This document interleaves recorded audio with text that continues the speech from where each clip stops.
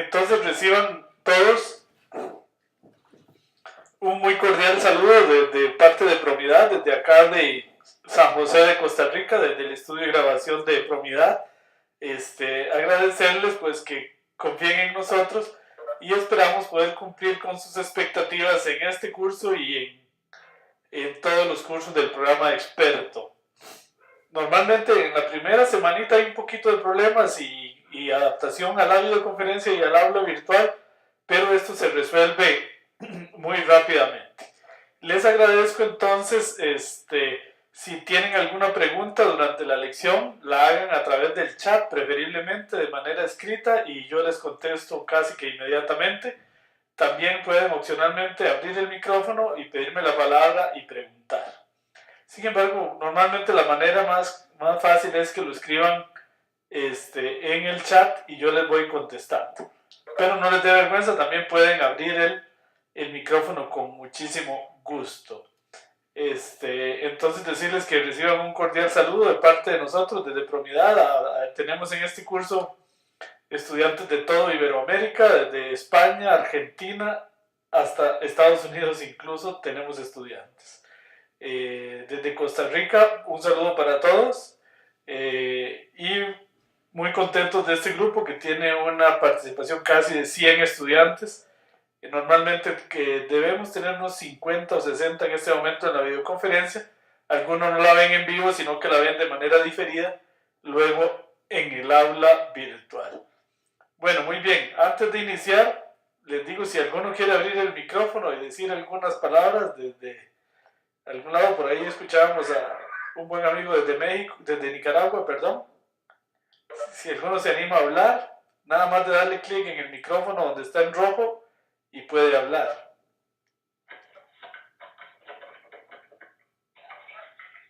Sí, ahí está Eduardo, ya lo logró, dice, ya logró que escucharnos. Bueno, muy bien. Entonces, vamos a dar inicio a la lección del día de hoy. Y primera lección, en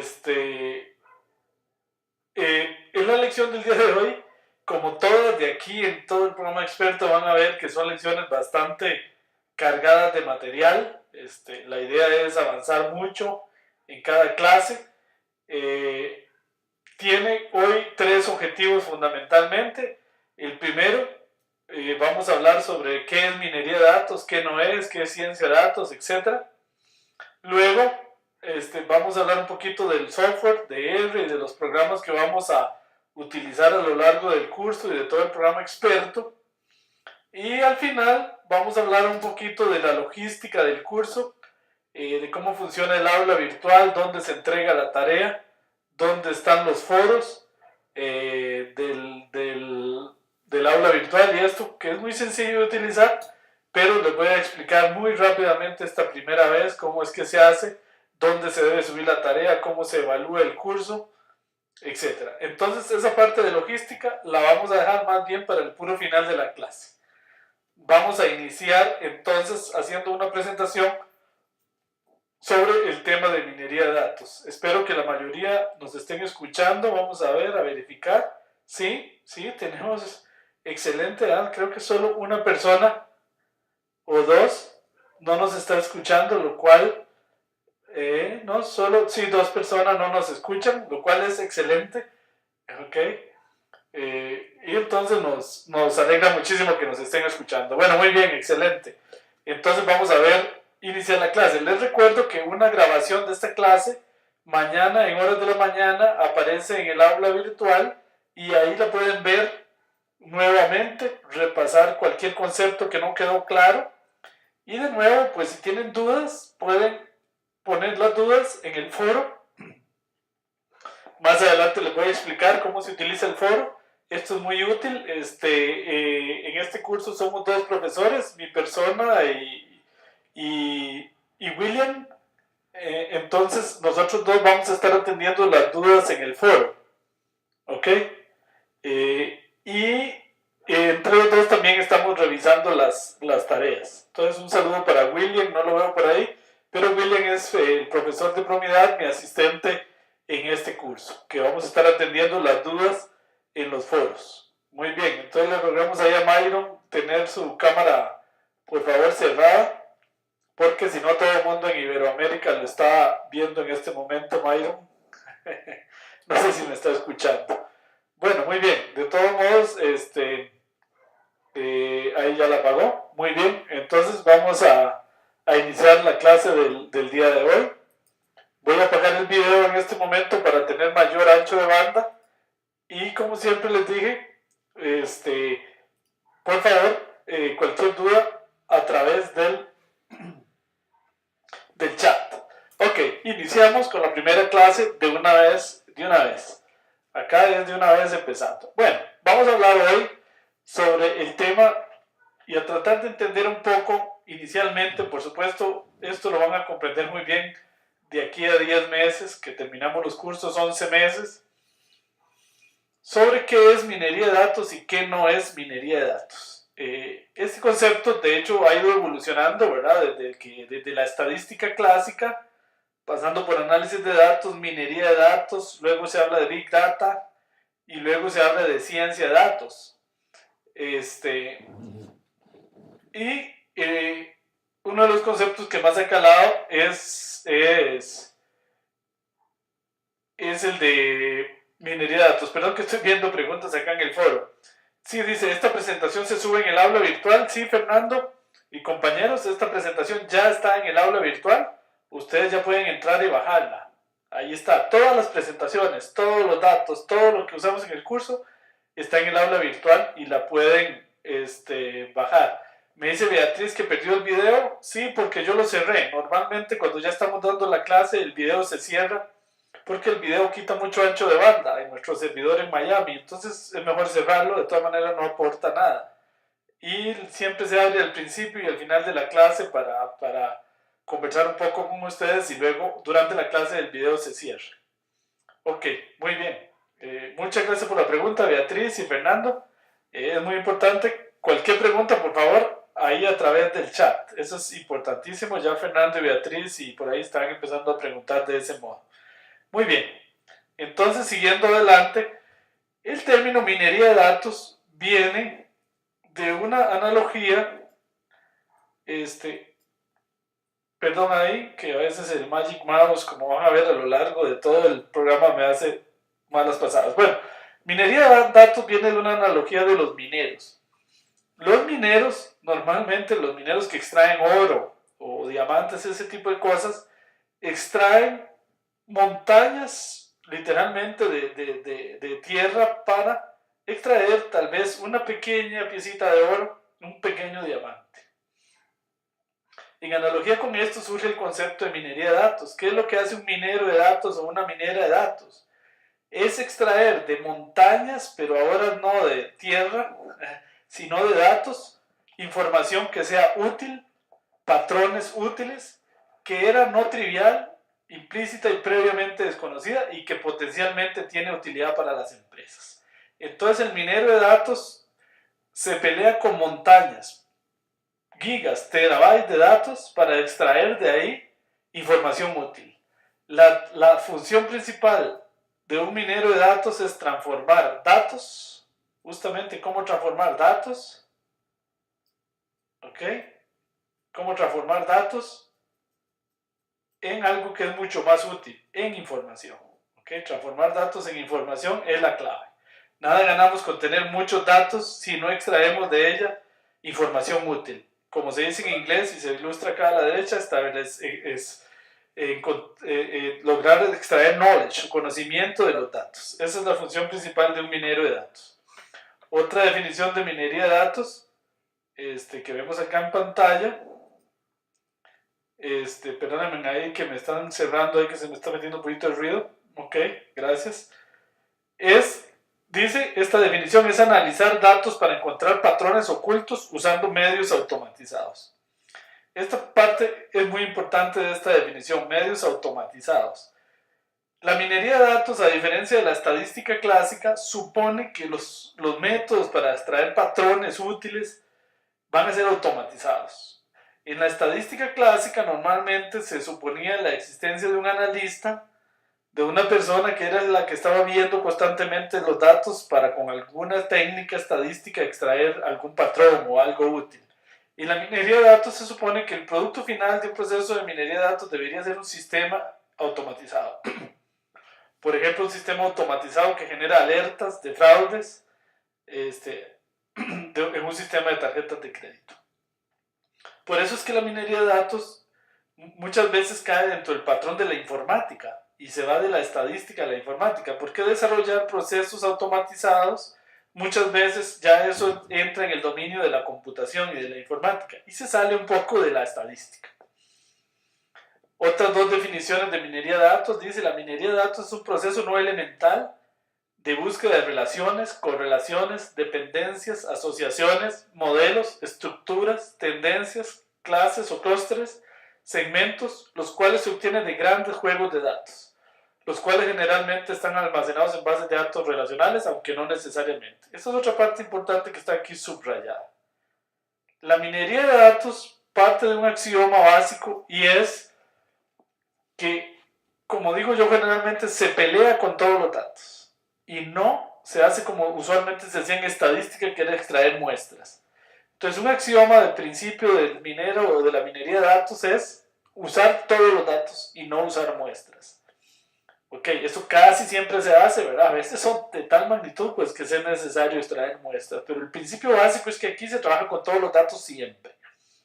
Los métodos de búsqueda ya no solo son estadísticos o matemáticos, sino se incluyen métodos algorítmicos, métodos que son un poco menos formales o rigurosos desde el punto de vista estadístico o matemático, pero que funcionan bien, que son simples algoritmos, o tal vez ni tan simples, pero que son algoritmos computacionales que logran algún resultado. En la estadística clásica y en la matemática menos aún, se pensaba que se podía usar un método cuya prueba matemática no había sido hecha. Entonces, acá ya la minería de datos se deja un poquito eso y a veces se utilizan métodos que vienen propiamente de la computación, de las técnicas de machine learning, como vamos a ver más adelante. Se considera a la minería de datos el proceso lo más automatizado posible que va de la bodega de datos a la toma de decisiones. Esto es muy importante. Entonces, como les decía, repito, debe ser un proceso automatizado que va de los datos ¿a qué? A la toma de decisiones. ¿Okay? Eso es muy importante. Dice, el objetivo principal de la minería de datos es crear un proceso automatizado que toma como punto de partida los datos y cuya meta es la ayuda a las decisiones. Entonces, tres principios fundamentales: proceso automatizado que trabaja con todos los datos y cuyo objetivo fundamental es apoyar la toma de decisiones. Es decir, es transformar datos en información. Ese es el objetivo final. Acá en este diagrama se ilustra un poco todo el proceso de la minería de datos, que es un proceso largo y complejo, que inicia con la base de datos. Luego viene perdón ahí que este mouse me está adelantando la página a veces. Viene todo un proceso de limpieza e integración de datos para construir la bodega de datos, que muchas veces es complejo y difícil, ¿verdad? En esto vamos a trabajar mucho en el proyecto final. El proceso de limpieza de datos. Bueno, tenemos un curso especial para limpieza de datos y creación de la bodega de datos. Luego vienen los objetivos, definir los objetivos del análisis de la minería de datos, y aquí están los algoritmos. En estos primeros cursos vamos a estar muy concentrados en esta parte, en los algoritmos. Y luego viene cómo transformar estos datos, estos modelos y estos algoritmos en patrones, en gráficos útiles que sean de fácil interpretación, por ejemplo, para el gerente de una organización. Y entonces, en efecto, tenemos ahora sí datos transformados en conocimiento, en información útil para la organización. Y entonces, bueno, eso también lo que a veces se conoce como el proceso KDD, todo el proceso completo. A través de los 10 cursos vamos a estar trabajando en las diferentes etapas de todo eso, y en el proyecto final vamos a tratar de integrar todo. En estos primeros cursos vamos a estar un poquito más concentrados en algoritmos de minería de datos. Ok, y poco a poco vamos avanzando. Tenemos un curso especial para graficación, ¿verdad? En el programa, e interpretación de datos, que está más concentrado aquí. tenemos un curso de extracción de datos y SQL que está más concentrado acá, ¿ok? Y entonces a lo largo de todo el programa experto vamos a barrer toda esta línea de la minería de datos. Bueno, vamos a comparar la minería de datos con algunas corrientes clásicas, por ejemplo con la estadística. Muchas veces uno se piensa, bueno, ¿será que la minería de datos es lo mismo que la estadística? ¿O es una parte de la estadística? ¿O qué es el asunto? Yo soy de los que creo que la minería de datos es casi una evolución de la estadística. Una evolución natural o tal vez incluso un poquito forzada por el advenimiento de la informática. Entonces hay dos diferencias fundamentales entre la minería de datos y la estadística. Generalmente en estadística se hace muestreo. Y entonces, como les decía antes, en minería de datos se parte de la idea de que siempre se va a trabajar con todos los datos. Es una diferencia importantísima. Otra diferencia muy importante entre la minería de datos y la estadística es que la estadística casi siempre asume que los datos siguen una distribución de probabilidad. Casi siempre la normal. Y a partir de ahí se hacen inferencias. ¿Cuál es el problema con esto? Que muchas veces los datos no siguen la distribución de probabilidad y todas las inferencias son erróneas. En minería de datos no se supone la normalidad de los datos o no se supone comportamientos a priori de los datos. Hay un axioma que viene de la escuela francesa del análisis de datos que dice: no suponga que los datos se comportan de cierta manera a priori, sino más bien deje que los datos se muestren en sí mismos y explorémoslos. De hecho, este curso es de métodos exploratorios, entonces cuya idea es más bien exploremos los datos, vemos qué hay en los datos y no supongamos desde antes que los datos se comportan de acuerdo a cierta distribución de probabilidad. Entonces esas son las dos diferencias fundamentales entre minería de datos y estadística. Hay una corriente muy importante de todo esto que se llama análisis de datos, que es lo que en francés de hecho es una corriente que nació en Francia por allá en los años 70, que se le conocía como el análisis de données. En inglés se le conoció como Exploratory Data Analysis y en español se conoce como análisis de datos. Y era una escuela de estadística, pero mucho más matemática. De hecho, todas las escuelas de análisis de données en Francia están en las escuelas de matemática y no de estadística. Y de hecho acá se partía ya de la idea de que no se suponía la distribución en los datos, distribuciones a priori, y se empezaba a usar ya mucho más la informática dentro de la estadística. Entonces por eso incluso se le dice que era un matrimonio entre la estadística y la matemática. Casi que el análisis de données, de hecho los franceses dicen que ellos inventaron la minería de datos desde hace muchos años y que los gringos, perdonando la expresión, le cambiaron de nombre y le pusieron minería de datos, pero que es lo mismo. Sin embargo, no es tan cierto, hay una diferencia importante. La minería de datos pretende ser automatizada. O sea, crear procesos automatizados de toma de decisión. Mientras que el análisis de données todavía parecía mucho estadística en eso, en el sentido de que se suponía que había siempre una persona que era la que estaba viendo la pantalla y haciendo análisis. Entonces, la minería de datos realmente evoluciona un poco la idea de que los procesos de toma de decisiones y de análisis de datos deben al final terminar siempre como un proceso automatizado. Por eso todavía la minería de datos se va mucho más allá al campo de la informática, de la computación. Minería de datos versus bodegas de datos, claramente no son lo mismo. En alguna época, sobre todo principios, finales de los 90 y principios de este siglo, se vendió mucho la idea de que las bodegas de datos y los cubos OLAP era minería de datos, pero no. Las bodegas OLAP y los cubos OLAP son solamente una parte de la minería de datos. Entonces, casi que podemos decir que las bodegas de datos son el punto de partida de la minería de datos, pero no son para nada lo mismo que minería de datos. Tampoco los cubos OLAP, de los cuales vamos a hablar un poco más adelante en otros cursos. Básicamente, son técnicas de generación de reportes, de sumarizar datos, pero no son lo mismo que minería de datos, son solo parte de la minería de datos. Esta filmina me encanta mucho porque hay una gran confusión a veces entre Machine Learning y minería de datos. Yo recuerdo a alguien que alguna vez me dijo, no, yo voy a estudiar Machine Learning, mejor no voy a estudiar minería de datos. Yo le decía, pero ¿entiende usted qué es Machine Learning? Realmente Machine Learning y minería de datos son cosas muy similares. De hecho, si ustedes se meten, por ejemplo, a la Universidad de Stanford, donde tuve el honor de estudiar, en la escuela de computación ustedes encuentran un curso de Machine Learning y en la escuela de estadística se encuentran un curso de Data Mining. Y si uno se pone a estudiar los programas, se da cuenta que son casi lo mismo. No dice cuál será la diferencia. La diferencia es que el enfoque de Machine Learning es mucho más computacional, en el sentido de que en Machine Learning lo que interesa son los algoritmos en sí, cómo se programan los algoritmos, la generación de los algoritmos, la eficiencia de los algoritmos. ¿Okay? Mientras que en minería de datos tiene un enfoque un poquito más estadístico, en el sentido de que aquí nos interesa más los resultados, la interpretación de los resultados. Entonces, por ejemplo, esa persona que me decía que iba a estudiar Machine Learning, yo le decía, creo que está equivocado, porque no creo que lo que usted quiera sea diseñar sus propios métodos. Él quería más bien aplicarlos en un banco. Entonces, eso está del lado de la minería de datos.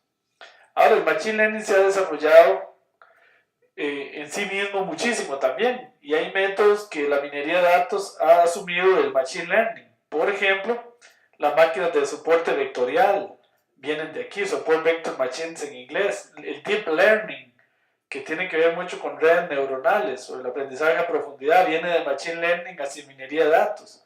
Ahora, hay muchas técnicas que nacieron en minería de datos y se fueron al Machine Learning. Por ejemplo, los métodos de reducción de la dimensión, la regresión clásica, los árboles de decisión, etc. Entonces se ha ido mezclando. Y la diferencia fundamental es de foco. Machine Learning es un enfoque mucho más de la eficiencia de los algoritmos, de cómo se programan los algoritmos. Y minería de datos tiene un enfoque mucho más orientado hacia la interpretación y uso de esos algoritmos con datos reales. Entonces, bueno, realmente cuando uno le interesa aplicar todo esto, que es lo que la mayoría de la gente quiere hacer, lo que hay que estudiar es minería de datos, no necesariamente Machine Learning. Bueno, por ahí si por favor me silencian alguien que está por ahí con el micrófono abierto, porque si no oímos una niña cantando. Ok, gracias, gracias. Bueno, entonces la minería de datos es casi como una nueva ciencia, que de hecho que en los últimos tiempos se le daba en llamar ciencia de datos o ingeniero de datos, y que ahorita vamos a hablar un poquito de eso, y que es la confluencia de muchas ramas de la ciencia. Por supuesto, hay que saber de estadística, hay que saber de computación, de bases de datos, hay que saber de matemática, por supuesto, hay que saber de técnicas de visualización, hay que saber de ciencias de la información, saber ordenar la información. Yo le agrego otra, hay que ser medio hacker también para sacar la información de donde incluso no lo permiten. Y entonces es una nueva ciencia que se alimenta de muchas otras. Y como todo hoy en día, por eso es tan valioso la minería de datos y la ciencia de datos, ¿verdad? Porque no es fácil poder tener conocimiento de todas esas cosas, ¿verdad? Entonces, de ahí que, bueno, supongo muchos de ustedes han visto artículos sobre que la minería de datos y el científico de datos es la profesión más demandada hoy por hoy en el mundo, es la profesión del futuro. Entonces, estamos bien, vamos bien. Me dice por ahí que hacker se escribe con H, gracias, sí, en inglés hacker es con H. Que la palabra realmente es de origen inglés. Okay, muchísimas gracias ahí por la observación. Entonces, y dicho sea de paso, pues es una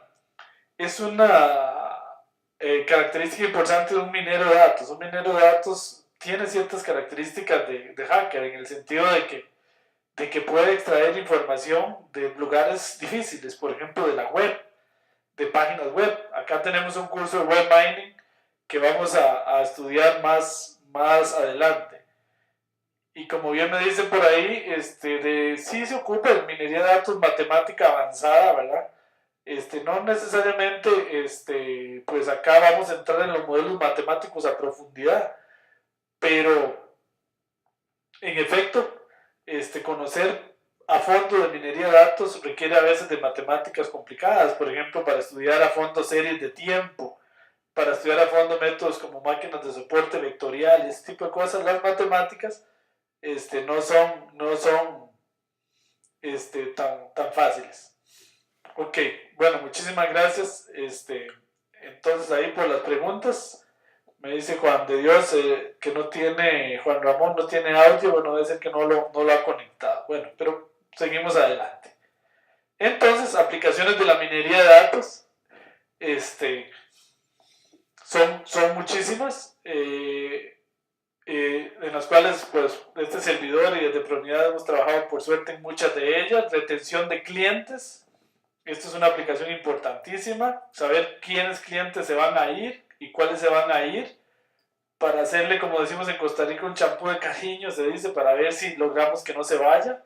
En la competencia actual esto es importantísimo. Yo he trabajado en consultoría de modelos predictivos para determinar cuáles son los clientes con mayor probabilidad de irse, para tratar de ofrecerles alguna promoción o algo para que no se vayan. Los patrones de compra. En Amazon fue de los primeros que puso muy de moda las reglas de asociación para poder predecir si un individuo compra libros, qué objeto, qué otro artículo tiene probabilidad de comprar para ofrecérselo. Esto lo estudiamos en un curso nosotros acá, en el curso de visualización de datos. Se estudian las reglas de asociación. Prevención de fraude, detección de fraude, es de lo que este servidor más ha trabajado toda mi vida, en detección de fraude y en temas de lavado de dinero.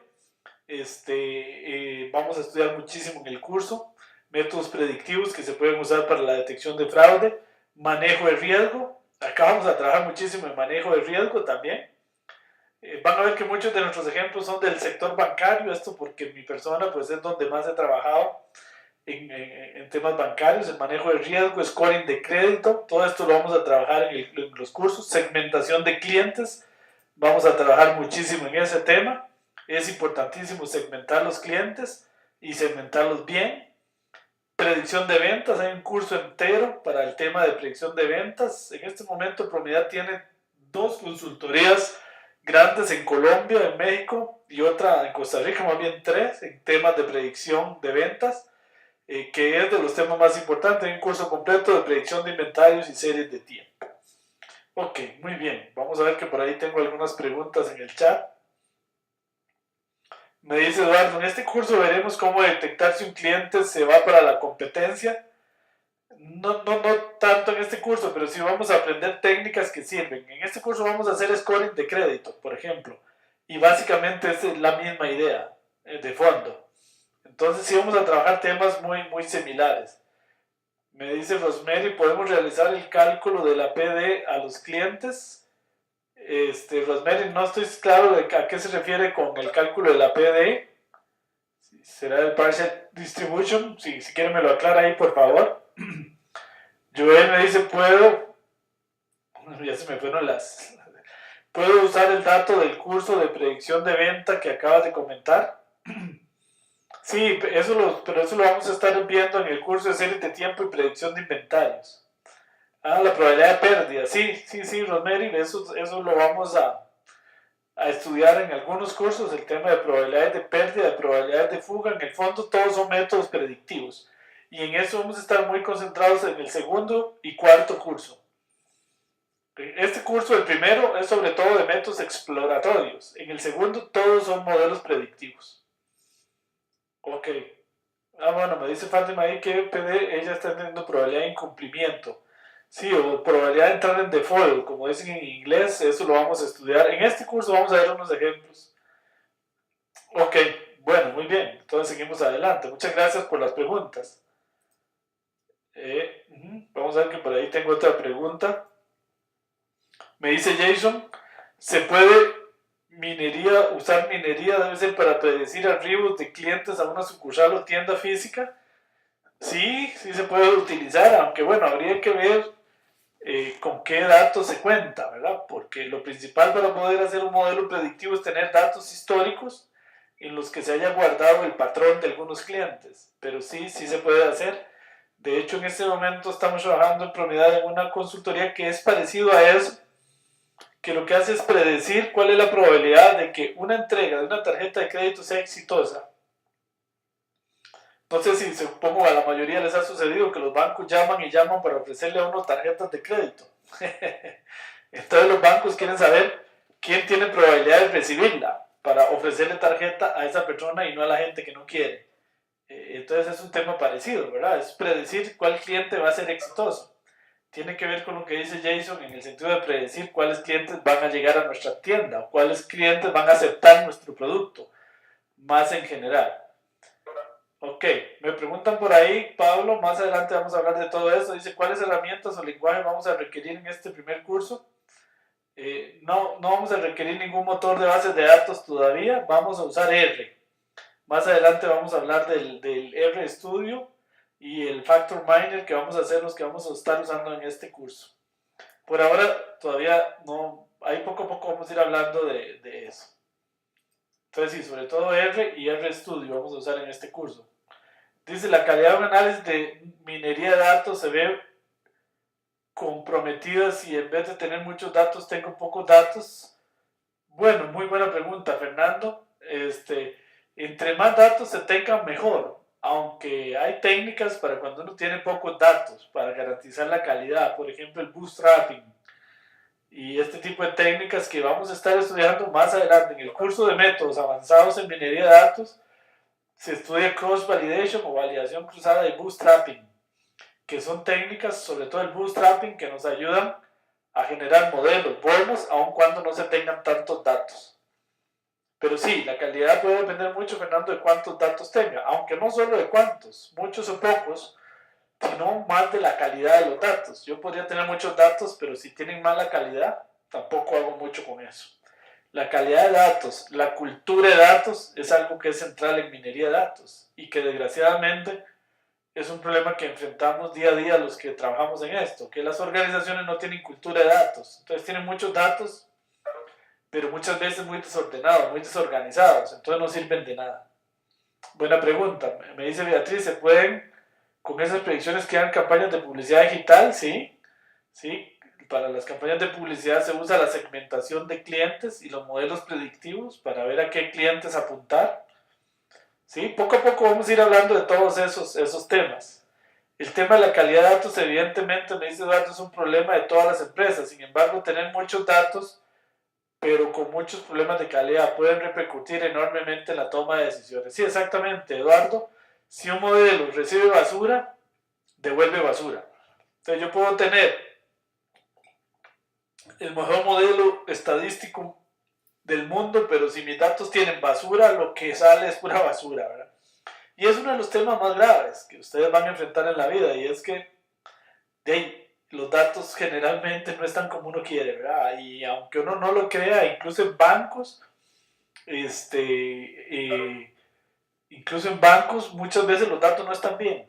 Y uno dice, ¿cómo? Si ahí está mi plata. Bueno, así es, ¿verdad?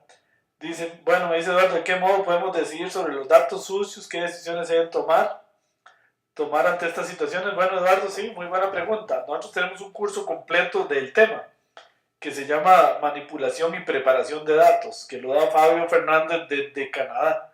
Entonces ahí se va a estudiar a fondo de ese tema, que no es un tema fácil de resolver, ¿verdad? No es fácil de resolver porque a veces depende de cosas burocráticas y cosas difíciles.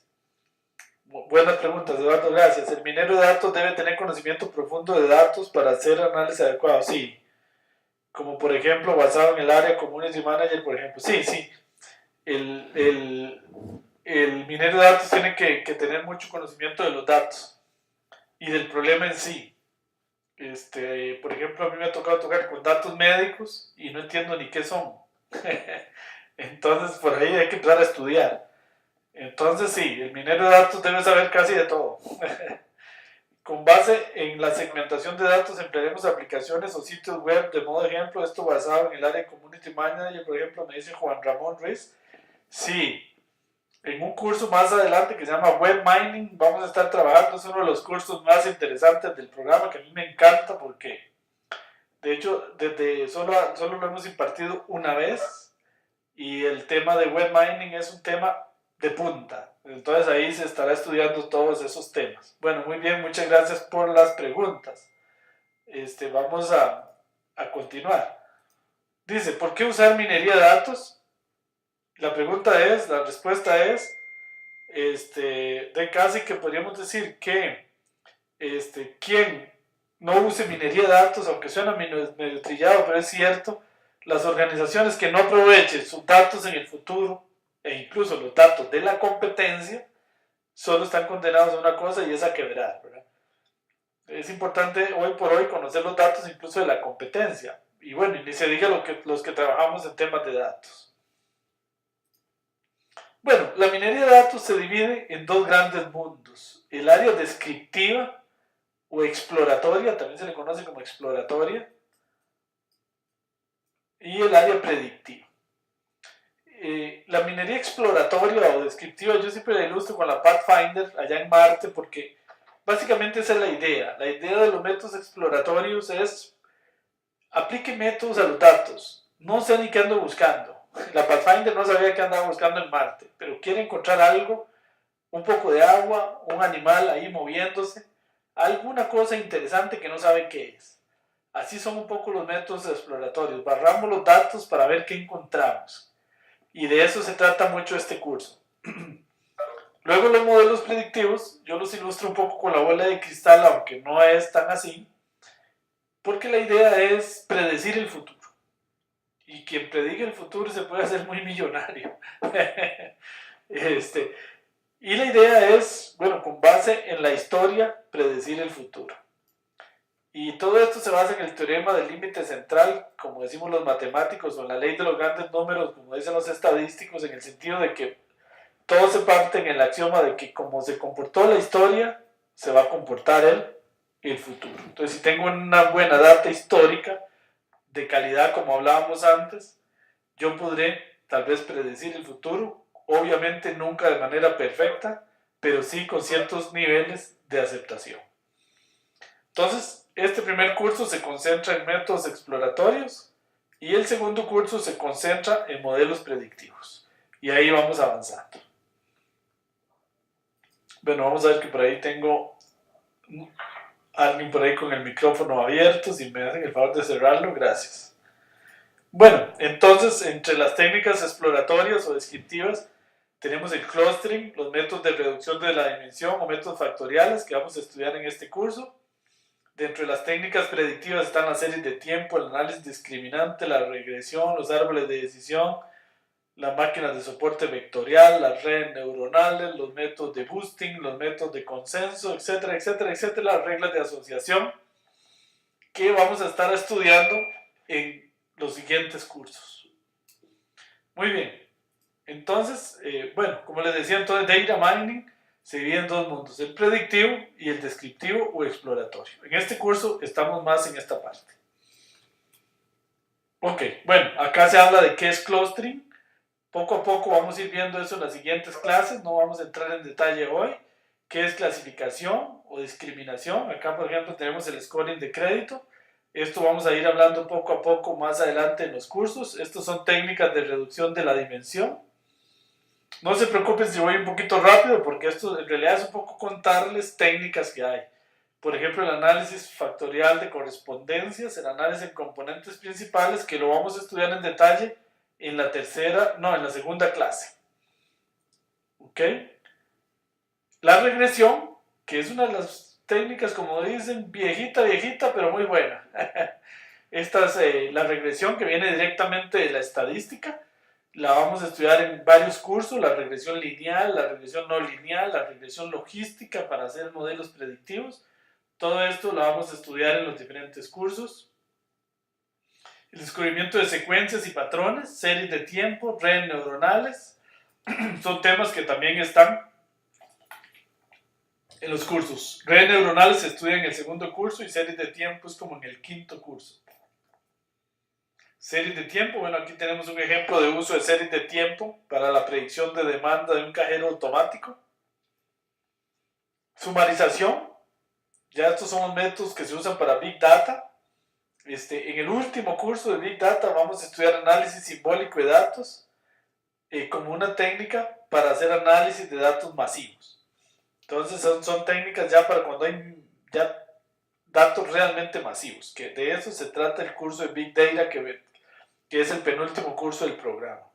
Reglas de asociación, como les decía, esto se estudia en el curso de visualización de datos, ahí van a comprender por qué está en ese curso. ¿En qué datos opera la minería de datos? Bueno, lo ideal es que uno tuviera todo en una base de datos relacional, pero vamos a ver que no es así. Mejor todavía si estuviera en una bodega de datos, pero el mundo no es así. ¿Dónde están hoy la mayoría de los datos? Aquí, en la web. Y esos datos no están para nada organizados así tan bonito. Entonces vamos a ver que en el curso de web mining vamos a aprender a hacer minería de textos primero y luego minería sobre la web. ¿Okay? Y entonces uno de los problemas más complicados de la minería de datos es precisamente cómo transformar datos almacenados de maneras muy diferentes en tablas de datos que básicamente son matrices desde el punto de vista matemático para poderle aplicar métodos estadísticos matemáticos a esos datos. Bueno, la minería de datos tiene que ver mucho con la inteligencia de negocios, ¿verdad? Incluso este servidor, yo he enseñado cursos de Business Intelligence en escuelas de administración de empresas y en ese tipo de cosas. Y definitivamente, pues, es básicamente lo mismo. La diferencia es que el Business Intelligence está muy enfocado a la parte final de la minería de datos, que es la toma de decisiones. Pero para llegar ahí hay que pasar por todo lo que tenemos que ver en estos cursos. Manipulación de datos, preparación de datos, estructuración de datos, limpieza de datos, luego aplicar los métodos exploratorios y los métodos de minería de datos, luego aplicar técnicas de visualización adecuada para ahora sí, con esos gráficos y con esa información, tomar decisiones. Entonces, Business Intelligence realmente es una consecuencia de todo lo que es el proceso de minería de datos. Hay gente que ofrece cursos de Business Intelligence muy light, como decimos acá en Costa Rica, de ahí donde se cuenta un poco qué hay, que un árbol de decisión, etcétera, pero no, realmente se le entra a fondo de cómo se hace un árbol de decisión con un juego de datos, ¿ok? Entonces, eso es muy importante entenderlo, ¿verdad? Que el Business Intelligence, digamos, es un enfoque de minería de datos muy orientado a los negocios. Bueno, el CRIP-DM es una de las metodologías más usadas hoy por hoy para hacer ya un proyecto completo de minería de datos. El CRIP-DM lo estudiamos completo en el último curso. El último curso, el proyecto final, es aplicar CRIP-DM a unos juegos de datos y a un problema propio de ustedes. Cada uno tiene que hacer su proyecto con datos de la empresa o de la organización donde trabajan, preferiblemente. Pero si no lo tienen, no importa, pueden tomarlos de alguna otra parte. Y aplicar la CRIP-DM, que es una secuencia de pasos bien estructurada para que un proyecto de minería de datos tenga éxito. La mayoría de proyectos, y no solo en minería de datos, la mayoría de proyectos en informática, muchos fallan porque no se sigue un proceso estructurado de gerencia de proyectos.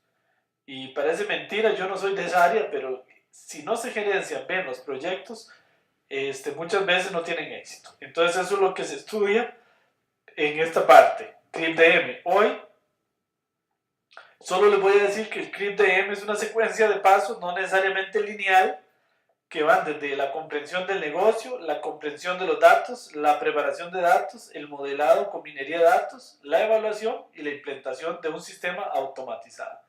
Y esto no necesariamente es lineal. Pero bueno, el CRIP-DM en detalle lo estudiamos en el curso de proyecto final. Por ahí tengo alguna pregunta en el chat. Dice, ¿me debo retirar? Ok, no se preocupen, mañana pueden ver la clase si alguno se tiene que retirar. Completa, ¿bajo qué criterio yo puedo decidir que debo buscar una base de datos? Set de archivos, bases de datos, diferentes puestos. ¿Qué criterio debo tener claro antes de iniciar el trabajo de minería de datos? ¿Es necesario saber qué estoy buscando o debo hacer lo mismo que hizo la NASA con el Curiosity en Marte? No, realmente pues no tanto así. Lo primero, y aquí está claro y responde muy bien esa pregunta que me hizo, vamos a ver quién fue, Eduardo. Lo primero es la comprensión del negocio. Es como yo les decía, alguna vez yo hice una consultoría con datos médicos.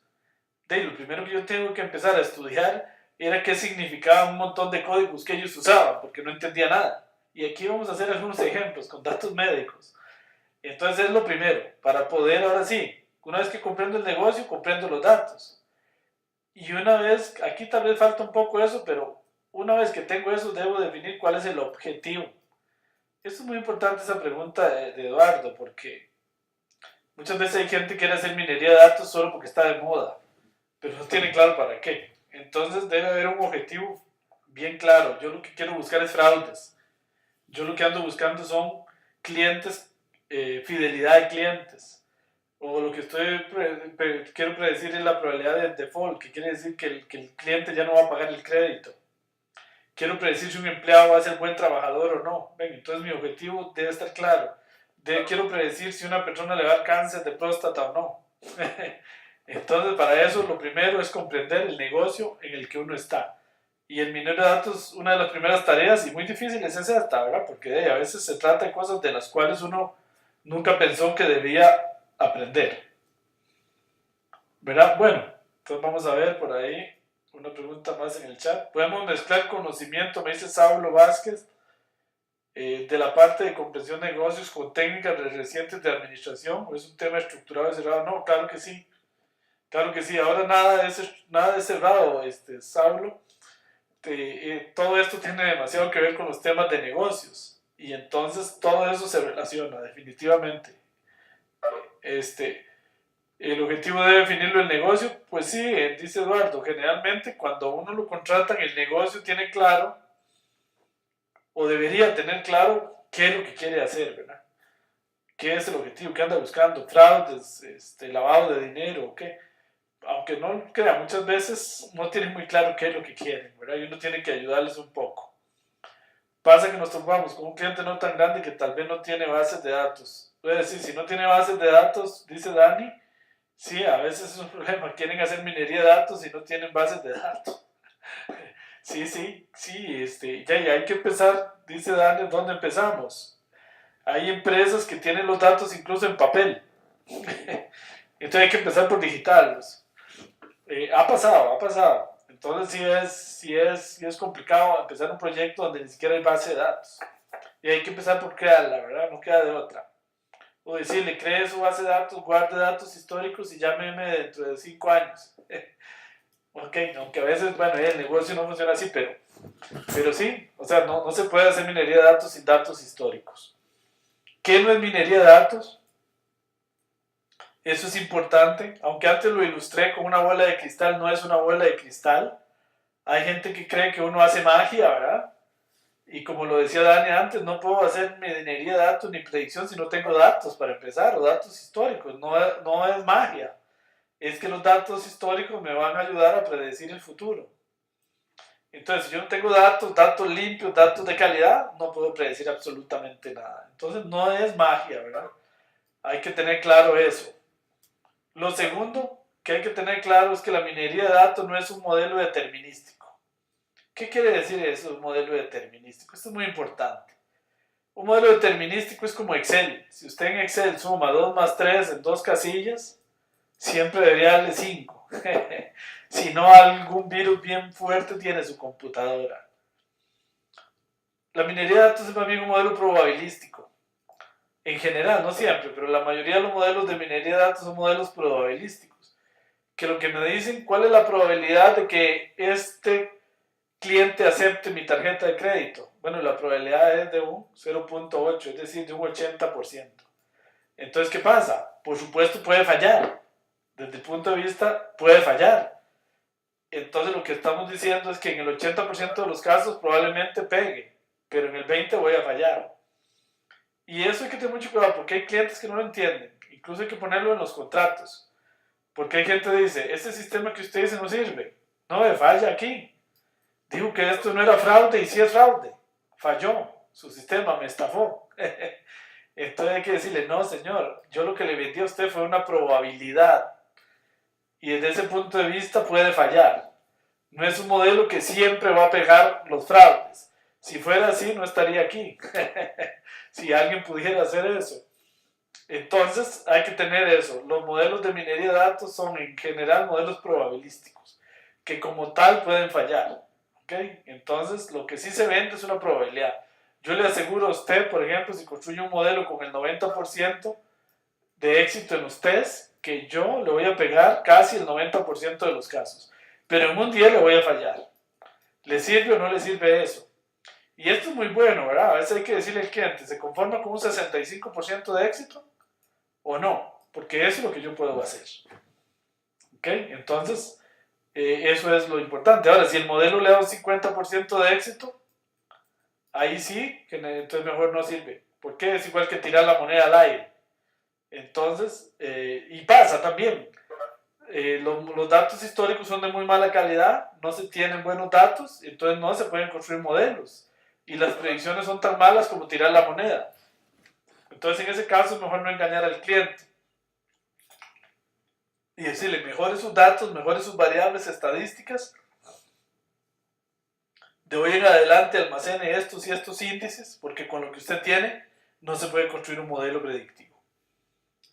Ok, bueno, un par de libros muy importantes de recomendación. Este es el libro que nosotros usamos en algunos cursos, Introducción to Data Mining. Este es el libro que se usa en la Universidad de Stanford en el primer curso de Data Mining en la Escuela de Estadística, en la maestría. Este es un libro que casi es una reliquia histórica. Es uno de los primeros libros que se escribió en el tema de minería de datos, que fue escrito por el famoso matemático francés Michel Jambout, y de hecho fue escrito en francés. Entonces es un libro que yo casi guardo como histórico. Allá en los finales de los 90, cuando yo hacía mi doctorado en Francia, tuve el honor de ser alumno de Michel Jambout y fue uno de los primeros libros que acuñó el término Introducción al Data Mining, que incluso fue en francés y no fue en inglés. Ok, muy bien. Entonces vamos a ver si tenemos algunas preguntas por ahí. Me dice Graving, luego de un análisis de datos, ¿es posible que no aporten información? Sí, Graving, justamente lo estaba respondiendo antes. Sí, puede ser que al final de un análisis de datos uno lo único que concluya es que no se puede extraer información útil de esos datos. Y a veces eso es complicado porque entonces el cliente puede pensar que uno lo estafó, ¿verdad? Entonces se puede complicar. Me dice Fátima, ¿dónde se pueden conseguir estos libros? Bueno, este libro, digamos este que es casi histórico, es muy difícil de conseguir. Pero bueno, de todas maneras el que es muy útil es este. Este se puede comprar en Amazon. Y por ahí se puede conseguir en la web en PDF. No lo ponemos en nuestro sitio web porque sería ilegal. En muchos cursos se van a encontrar más adelante que sí les ponemos PDF de libros, muy requete buenos, porque tenemos autorización legal de ponerlos en nuestro sitio web. En este caso no, pero este se puede conseguir en Amazon o incluso por ahí en internet se puede conseguir fácilmente el PDF. Ok, muy bien. Entonces, vamos a ver, acá tengo otras preguntas. Disculpe, me tengo que retirar. Ok, no se preocupe, Grading. Mañana pueden ver la clase completa en el aula virtual. Bueno, entonces vamos a continuar con la segunda parte de la clase que tiene que ver con el mundo de R. Por ahí, alguien preguntaba que qué software vamos a usar en este curso. Básicamente, en la mayoría de los cursos de nosotros se basan en R y en MySQL, ¿ok? Entonces, eso tiene una gran ventaja. R es gratuito, es libre y es abierto.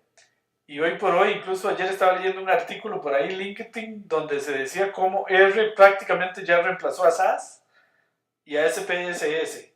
Entonces, hoy por hoy ese es el camino, ¿verdad?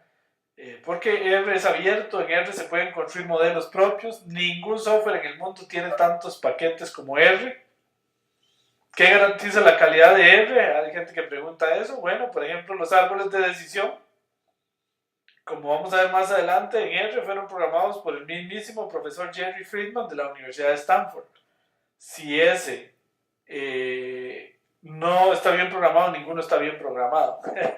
O sea, nada más y nada menos que el creador del método, y generalmente la mayoría de los métodos están programados por los creadores.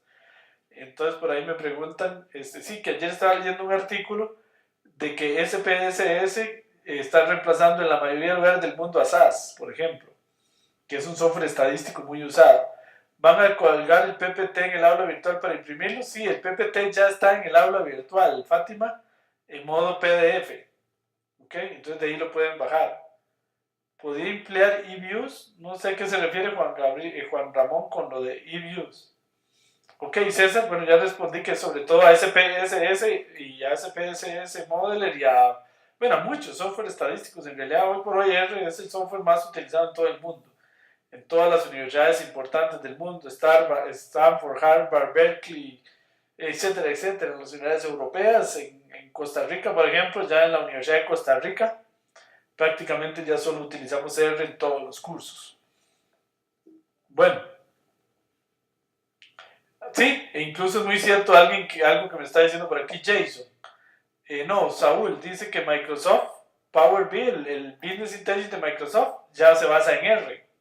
Es correcto, y se puede conectar con R. El SPSS Modeler también ya se basa en crear módulos en R e integrarlos fácilmente al SPSS. También toda la plataforma de data mining de Oracle fue sustituida por R y ahora todo el Oracle es basado en R, la parte de análisis de datos me refiero. Entonces, en efecto, por ahí es donde va el mundo.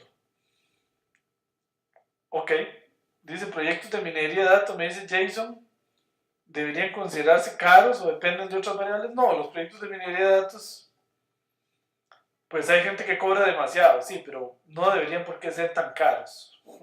Ahora no son baratos, ¿verdad? Porque como van a ver, el conocimiento no es fácil. Hay mucha gente que habla de esto, pero realmente no sabe mucho. Entonces, porque para saber de minería de datos hay que dedicarse. Hay gente que quiere aprender minería de datos en una semana, en un mes, me dice alguna gente. No, se ocupa mínimo, como hacemos nosotros, un año. Idealmente es más, ¿verdad? Pero bueno, en un año puede decirse que uno ya conoce y puede aplicar bastante atinadamente las técnicas. ¿Okay? Pero para dominarlo a fondo se requiere todavía más. Y no es en un mes. El que diga que en un mes aprendió, lo único que sabe es algunas ideas básicas. Bueno, entonces R fue creado por el profesor John Chambers de la Universidad de Stanford. Él creó un lenguaje llamado S, que era propietario de los laboratorios Bell, y luego R es la versión gratuita de S.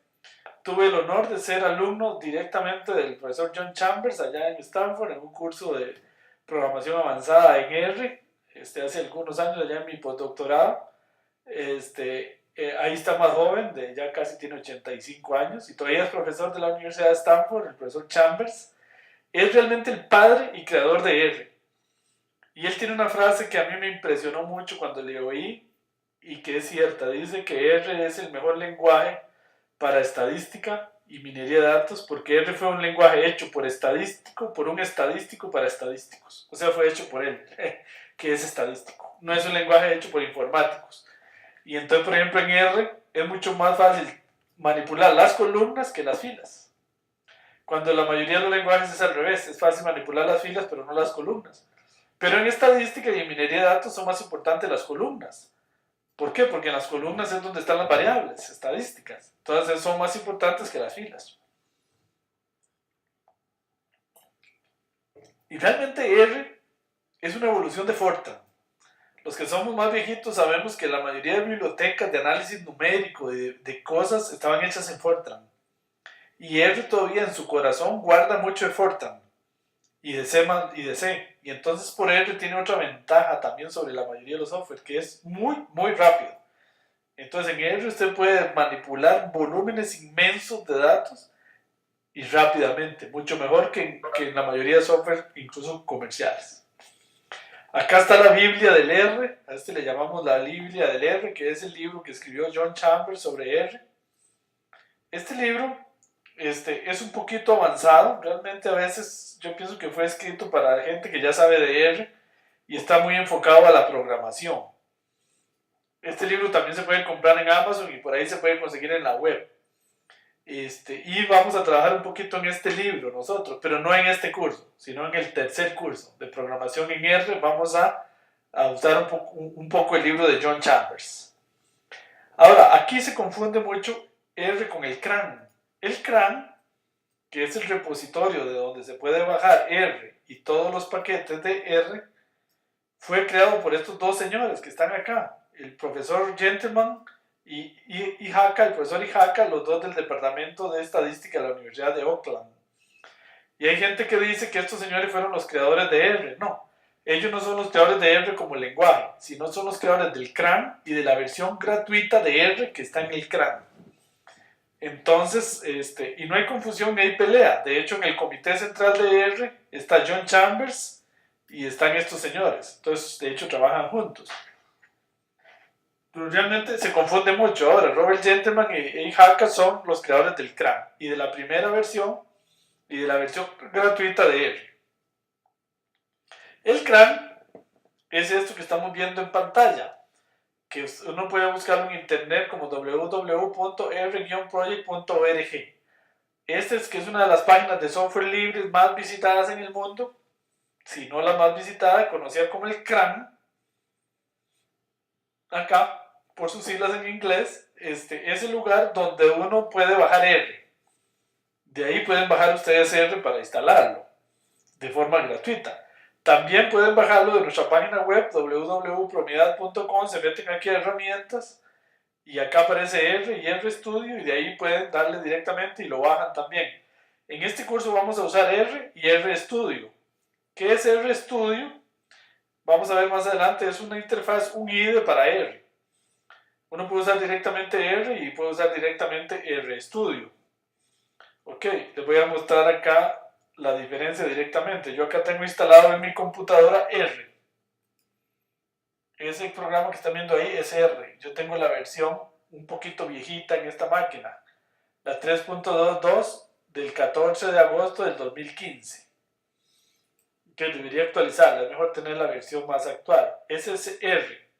Y acá tengo R Studio, que puede correr para Mac, como en el caso que están viendo ustedes en pantalla, para Linux, para Ubuntu o para Windows, en cualquiera de todos. Ve ahí me está recordando que tengo una versión viejita en esta computadora. Entonces ahí está R y R Studio.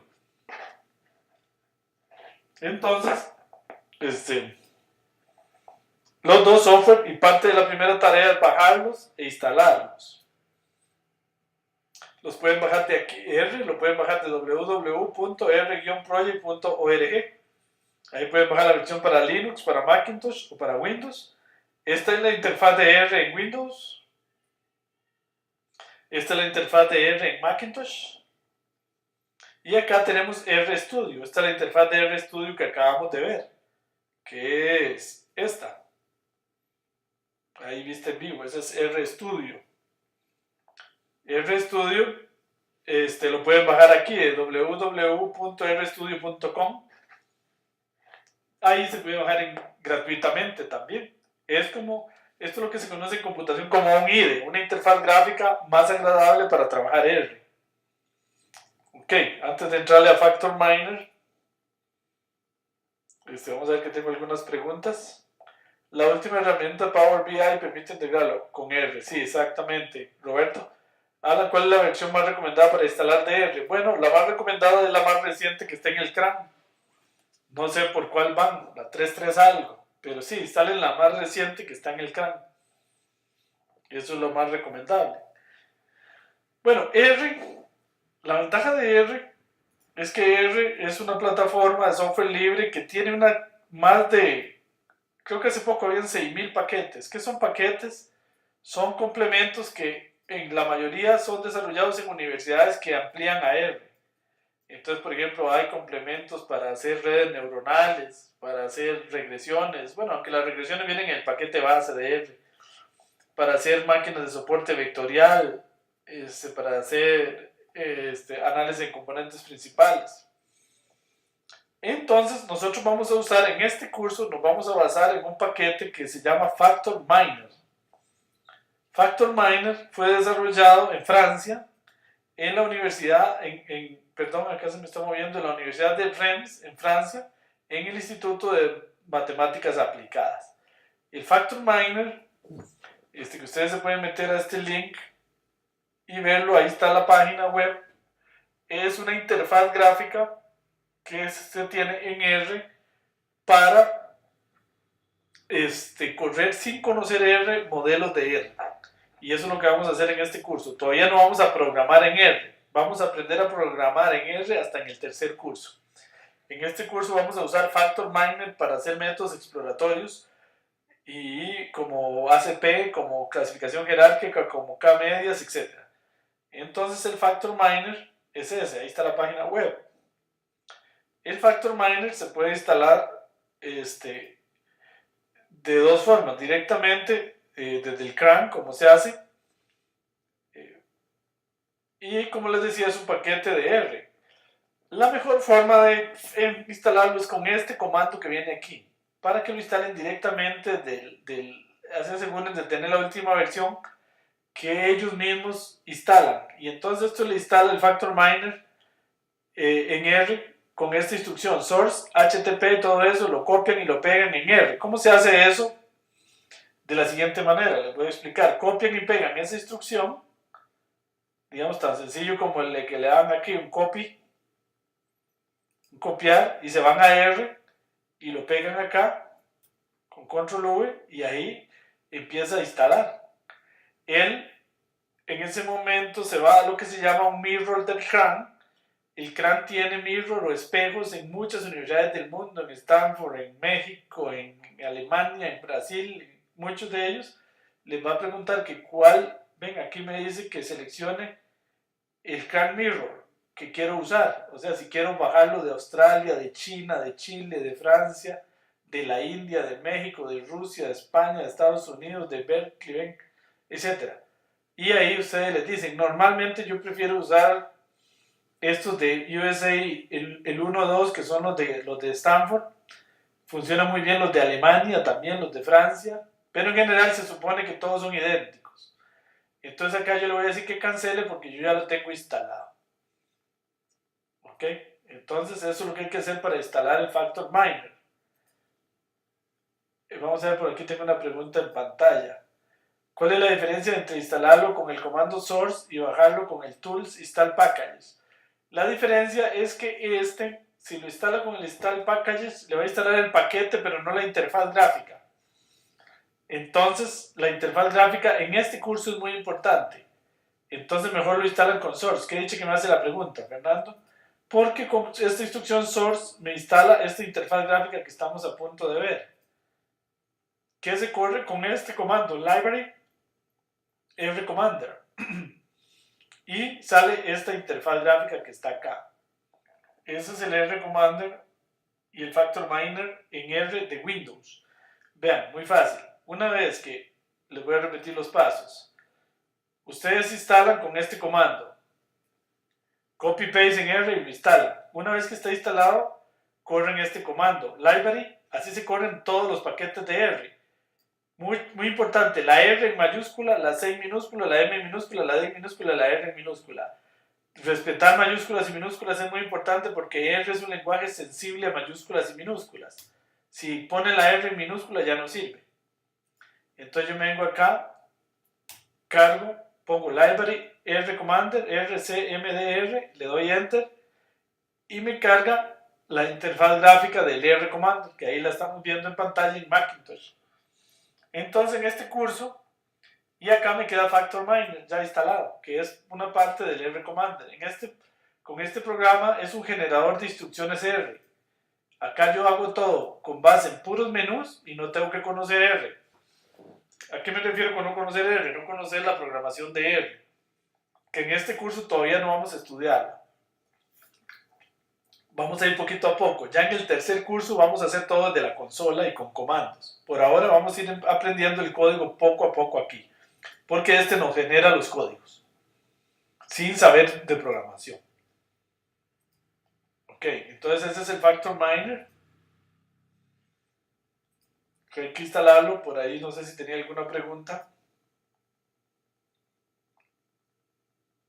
Me dice Myron, y se debe instalar sobre el equipo que tenga acceso a las bases de datos a analizar. Bueno, por ahora vamos a trabajar, Myron, en este curso y en los primeros con todas las bases de datos localmente en la misma computadora. Pero sí, si usted quiere hacer algo más sofisticado y que lo vamos a hacer más adelante, podría, este, podría hacerlo directamente a la red. Me pregunta Fernando que cuál es la diferencia entre Ratel, que se escribe Rattle, o Ratel, como se dice en inglés, y R-Commander. De hecho, el Ratel lo usamos en el segundo curso. El Ratel es un programa, una interfaz gráfica muy buena de R que está más orientada a modelos predictivos. Entonces, Ratel lo estudiamos en el segundo curso, que es más orientado a modelos predictivos. Y R-Commander es más orientado a modelos exploratorios. Entonces, por eso el primer curso se hace en R-Commander y el segundo curso se hace en Ratel. ¿Okay? Sí, de hecho, Ratel es uno de los paquetes más usados de R en este momento y lo vamos a aprender en el segundo curso. ¿Okay? Bueno, muy bien, entonces seguimos adelante. Bueno, también vamos a usar Factor Chaining.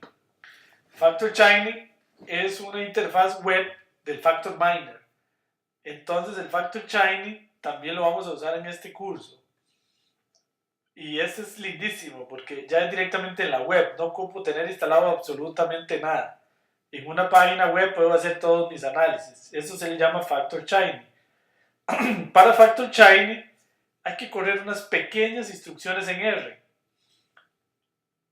que vamos a ir estudiando poco a poco. Para esta semana lo único que les digo, y estas instrucciones están en la página virtual, que hay que correr ahí en R. Estas instrucciones, básicamente uno se las lleva, las puede copiar aquí y llevárselas a R, estudio, las copia y se las lleva y las ejecuta, nada más. ¿Cómo se ejecutan? Acá yo lo tengo en RStudio, acá yo las tengo.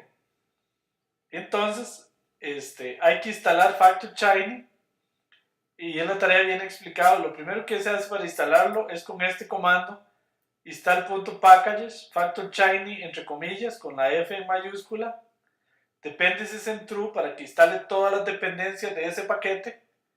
De eso vamos a ir hablando poco a poco en los cursos, pero esto es lo primero que hay que ejecutar y esto instala el paquete Factor Chaining, que de hecho ahí me lo está instalando nuevamente, no sé por qué, ahí ya lo instaló. Ok, una vez instalado, yo le puedo poner acá un comentario porque esto solo se instala una vez, no hay que volverlo a instalar.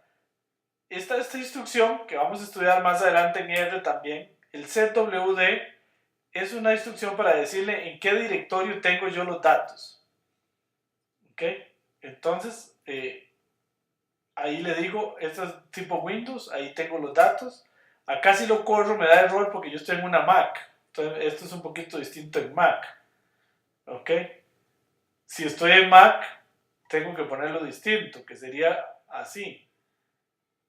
Digamos que yo tengo los datos aquí en Google Drive, MD curso, datos. Entonces ahí me queda establecido el directorio de datos. Pero acá le puedo dar copiarlo y lo pego aquí. Esto sería versión Mac, para aquellos que tienen Mac. Claro, el directorio correspondiente a cada quien de donde tenga los datos. Entonces aquí lo corro, ahí sí me corre bien. Ya le dije que ahí van a estar mis datos. Levanto la librería Factor Chaining con este comando library, Factor Chaining, se levanta la librería y en ese momento está la librería. Leo los datos. Acá voy a leer una tabla de datos en Factor Chaining que se llama ejemplo estudiantes. Esto es lo que se conoce como un archivo CSV. Este archivo CSV, si lo buscamos acá en mi directorio, en mi computadora, es este que se llama ejemplo estudiantes.csv. Y ahí está en el aula virtual ese archivo. Si lo abro, me doy cuenta que este es un archivo de texto, simplemente separado por punto y comas. Eso es un archivo CSV. Los archivos CSV, este tiene separador de espacios, punto y coma, y separador de decimales, la coma. Entonces, este archivo también lo puedo abrir con Excel. Excel lee los CSV. Yo le digo aquí abrir con Excel y lo veo más bonito. Ahí está en Excel. Eso también es en el fondo un archivo Excel, cuyo separador de decimales es coma y separador de espacios es punto y coma. Entonces este archivo, que ahí está en el ejemplo, entonces yo lo puedo leer desde Factor Chaining con esta instrucción, desde R. read.table, ejemplo estudiantes c.csv, que es el nombre del archivo. ¿En qué directorio tiene que estar ese archivo? En este directorio. Header en true, esto quiere decir que si tiene encabezado. Esto es porque mi archivo, si lo vemos en Excel, tiene un encabezado que es este, que es el nombre de las variables.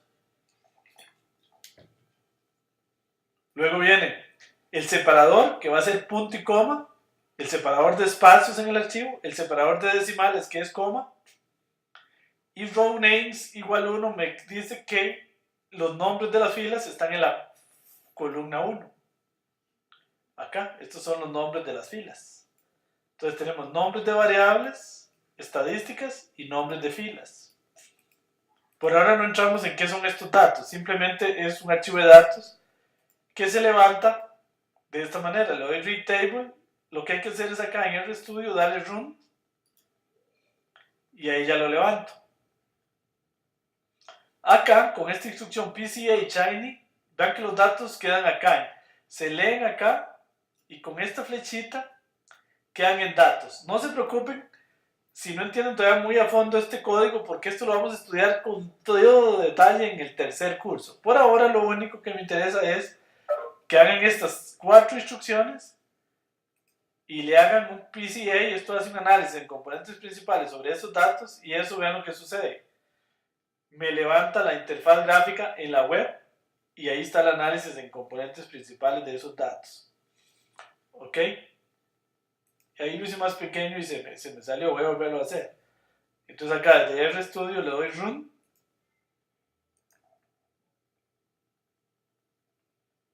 Y ahí está. ¿Qué es un análisis en componentes principales? Entonces no se preocupen, que es tema de la próxima clase. Por ahora lo único que me interesa es que este código lo pongan en RStudio y sean capaces de ejecutarlo. Ahí está en la página web todo el código este que estamos viendo literalmente. Lo único que tienen que hacer es cogerlo y ejecutarlo. Y nada más ejecutarlo quiere decir es ir dándole aquí run, run, run, run, run, run y run. Eso es todo. Y que le salga esto y que logre ver yo que lo lograron hacer. Por ahora eso es todo. Así que no se me estresen, que si están viendo es un poco complicado. Todo esto de codificación lo vamos a ir aprendiendo poco a poco a lo largo de los cursos. Entonces en este curso también vamos a usar Factor Shiny, ¿okay? Que es una interfaz web que hacia eso va el mundo. Por ahora eso es todo lo que tienen que hacer con Factor Shiny. Muy importante, dice, muy importante esto. Por favor apréndaselo de memoria desde ahora. En R, no usar caracteres especiales como tildes o ñ en el nombre de las carpetas. Usen nombres de carpetas sin blancos. Aquí tengo un blanco yo, pero preferiblemente que no tenga blancos, no tenga ñes, no tenga tildes. Sobre todo ñes y tildes le dan mucho problema a R. Entonces los nombres de carpetas lo más simples posibles para que R no tenga problemas. ¿Ok? Idealmente si fuera C datos, nada más. O por ahí, nombre del curso datos, pero no nombres demasiado largos en las estructuras de nombres de disco duro. Sea en Mac, sea en Ubuntu, sea en Windows, en lo que sea.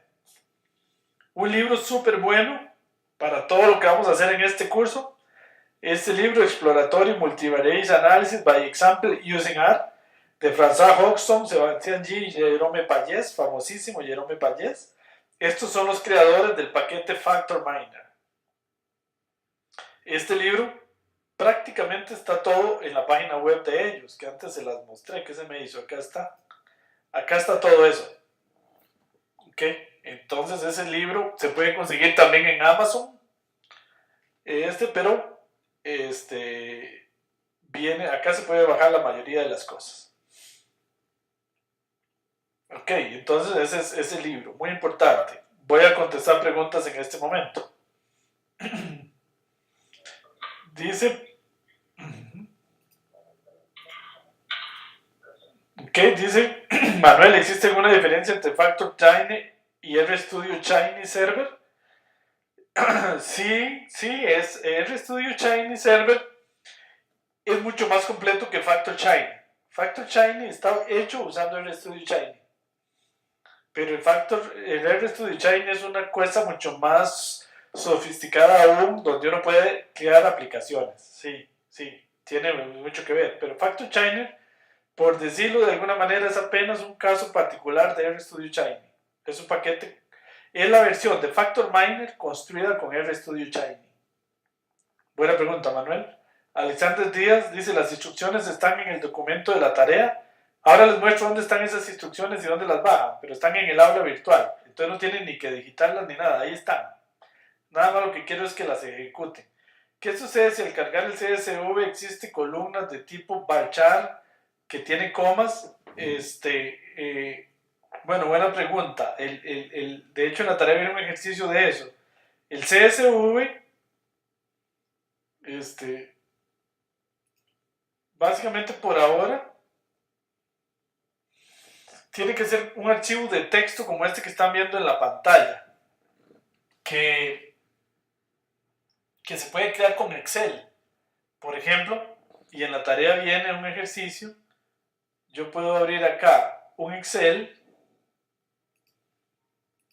Vamos a buscar mis datos acá, perdón. Entonces los CSV normalmente son creados con Excel. Digamos que yo tengo un archivo acá que se llama Pintores XLS. Eso es un Excel. Ese archivo está guardado en Excel.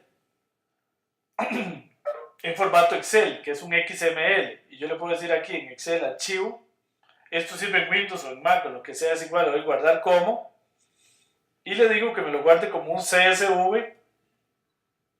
Acá está, de MS2 o de Windows separado por comas. Entonces eso depende del sistema operativo. Si lo tienen en inglés se lo separa por comas. Si lo tienen en español lo separa por punto y coma generalmente. Entonces aquí le digo, ahí me lo guarda. Y entonces voy a decirle que me lo guarde en el escritorio para irlo a ver. Pintores CSV, le doy guardar. Ahí le doy que guarde y que continúe. No le gusta que lo guarden en CSV. Entonces me voy acá.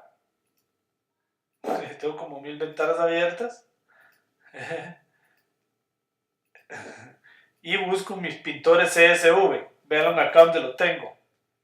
Ahí me quedó. Entonces, si lo abro directamente, esto ya es un archivo de texto. Y vean, ahí está mi CSV. Quedó bien hecho.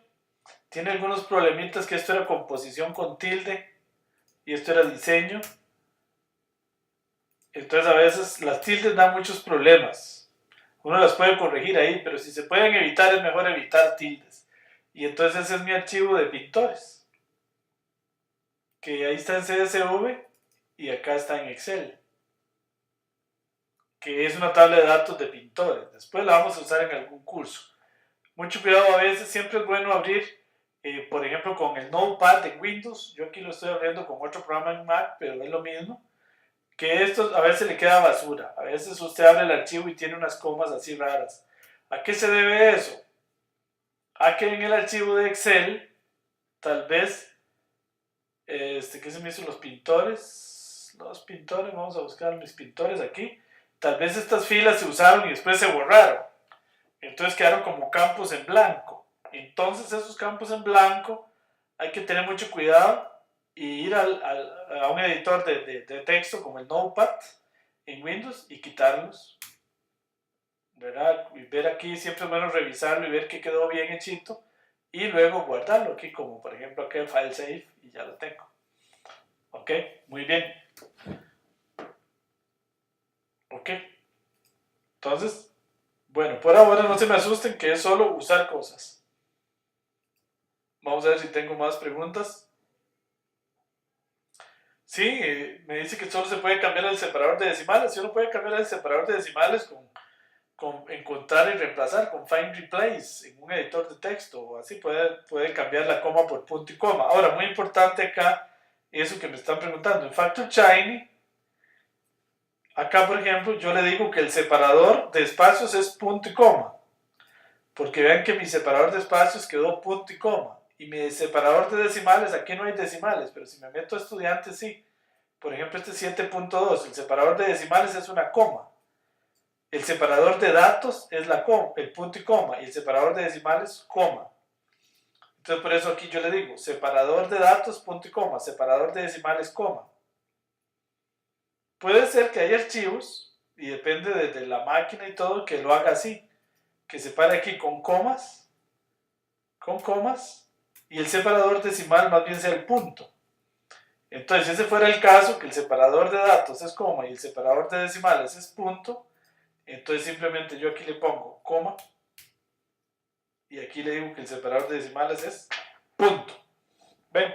Ese sería el cambio, depende de cómo esté guardado el CSV. El separador de espacios puede ser hasta el espacio en blanco. Sería así, aunque no se recomienda usar espacio en blanco, porque muchas veces algún dato o algún nombre tiene un blanco, entonces se confunde. Podría ser podría ser un más o lo que sea, pero lo que se recomienda más usar es normalmente punto y coma, coma, o coma, punto. Es lo que más se recomienda. Ok, bueno, muy bien, muy que hechas las preguntas, muy buenas preguntas. Vamos a ver qué hay. ¿Qué se me hizo? Ok. Dice, veo que la estructura de la ruta del directorio indica en las diapositivas user. Usan forward, slash, ajá. Ok, muy buena pregunta. ¿Qué dice que me pregunta de eso? Sí, vean que acá en las rutas se usa el slash o back slash hacia atrás y no como es usual en Windows. En Windows, ¿qué me pregunta de eso? Es slash, perdón, Resulta que en Mac no hay problema porque en Mac es y en Ubuntu, pero en Windows es Resulta que R y todas estas aplicaciones fueron desarrolladas realmente inicialmente para Linux. Entonces, si uno está en Windows y Windows me puso así la dirección, entonces hay que cambiarla. Estos backslash hay que cambiarlos y hay que usarlos como si estuviéramos en Linux o en Mac. Siempre son el que se conoce como el backslash. Que me preguntaron eso. Eso se usa así, sea en Windows, sea en Linux, sea en Mac, en lo que sea. Lo que cambia en Mac es que esto no sea dos puntos en una Mac, sino en una Mac es así. Creo que todavía lo pongo, tiene aquí, porque aquí tiene unas cosas para atrás, pero así es como lo hace Mac. Ok, pues sí, que me preguntaron eso. Ok, gracias, Loribet Martínez, que me preguntó ese tema. Dice Jason R, ¿puede ver afectado si la base de datos contiene caracteres especiales? Sí, sí se puede ver afectado un poco. Los caracteres especiales en los nombres de variables, sobre todo, no tanto en los datos, sino en los nombres de variables o en los nombres de filas afectan muchísimo. O en las direcciones o en los nombres de carpetas y eso no deberían haber caracteres especiales. Ok, me dice Washington que no escucha nada, seguro no ha abierto el micrófono. Bueno, muy bien, entonces, si no hay más preguntas por ahí, entonces, nada más para terminar, vamos a hablar un poquito del aula virtual. Ok, ya casi tenemos las 2 horas. Como les decía, es mucho material. Vamos al aula virtual. A ustedes les llegó y les tiene que haber llegado un login y un usuario. Un login y una contraseña. Entonces ustedes se meten a www.promidad.org y ponen acá el usuario, en mi caso es Oldemar, y la palabra clave, la contraseña, que a ustedes se les mandó una por defecto y la pueden cambiar. Yo entro acá y me aparecen todos los cursos que yo tengo o que yo he matriculado como estudiante en toda mi historia de estudiante de Promidad, acá abajo. Ok, yo tengo aquí un montón de cursos. Ustedes solo les va a aparecer métodos exploratorios Legendre y estamos los 2 profesores de este curso, el profesor Casasola y mi persona. Acá ustedes se meten al curso y acá siempre se van a encontrar, voy a hacerlo más pequeñito ahí, y van a estar la unidad 0, que ya debieron haber visto ustedes, cómo se hace, cómo se modifica el perfil. Esto tienen que verlo un poco en la primera tarea, presentación del curso, etc. Y aquí está la primera semana. La primera semana ya tiene aquí un video, que no es el de la clase de hoy, sino un video que van a ocupar para la primera tarea, que es sobre una conferencia que yo di hace un tiempo. Y acá está la presentación, conceptos básicos que vimos, presentación de software e instalación, las dos que vimos. Acá está el código R para Factor Shiny. Este código, si lo abren, acá está todo el código que yo les mostré. Incluso hay más ejemplos, hay 3 ejemplos. Yo solo les hice un ejemplo. Ahí está todo. Ok, entonces ahí está ejemplo estudiantes, ejemplo clientes, que estos son los dos que vimos hoy. Solo vimos estudiantes, pero son 2 ejemplos de archivos Excel. Y acá está la tarea número 1 y los datos que se ocupan en la tarea. Todo esto, si yo le doy clic aquí, él me deja acá y acá lo puedo bajar. Ok, entonces vamos a hablar de la tarea. Muy importante, las tareas tienen fecha de entrega una semana después de la clase, 6 p.m. hora de Costa Rica. Entonces esta tarea tiene que entregarlo máximo de hoy en 8 días a las 6 p.m. hora de Costa Rica. Cada día de atraso en la tarea implica una pérdida de 10 puntos. Es decir, quien la entregue 10 días después ya tiene un 0. Si la entrega un día después tiene un 90, suponiendo que todo lo hizo bien y así. Eso no tiene excusa alguna. Impunidad es así, el que se atrasa ahí se le van bajando puntos. ¿Ok? Entonces no hay que pedir ni permiso. Si la entrega tarde, de una vez se le van bajando puntos. Las tareas son estrictamente individuales. Se puede hacer trabajo colaborativo y de hecho se hace en el mismo foro que ahora vamos a ver. Pero si hay 2 tareas idénticas tienen un 0. Cada quien tiene que hacer su propia tarea. La tarea debe tener debe ser un PDF con el siguiente formato. Tarea 1, en este caso nombre, apellido, PDF. Por ejemplo, en mi caso sería tarea 1-Oldemar Rodríguez.pdf. Esto es importante para que no se confundan las tareas, aunque están separadas, pero para evitar confusiones. El puntaje de cada pregunta se indica en el encabezado. Esta tarea tiene un valor del 25% del curso. Así son todos los cursos de Promidad, son 4 tareas. Esas tareas y se gana con 70. El estudiante que apruebe en promedio las 4 tareas mayor a 70 pasa el curso. Y se le entrega certificado de aprobación. Si no, no se le entrega certificado.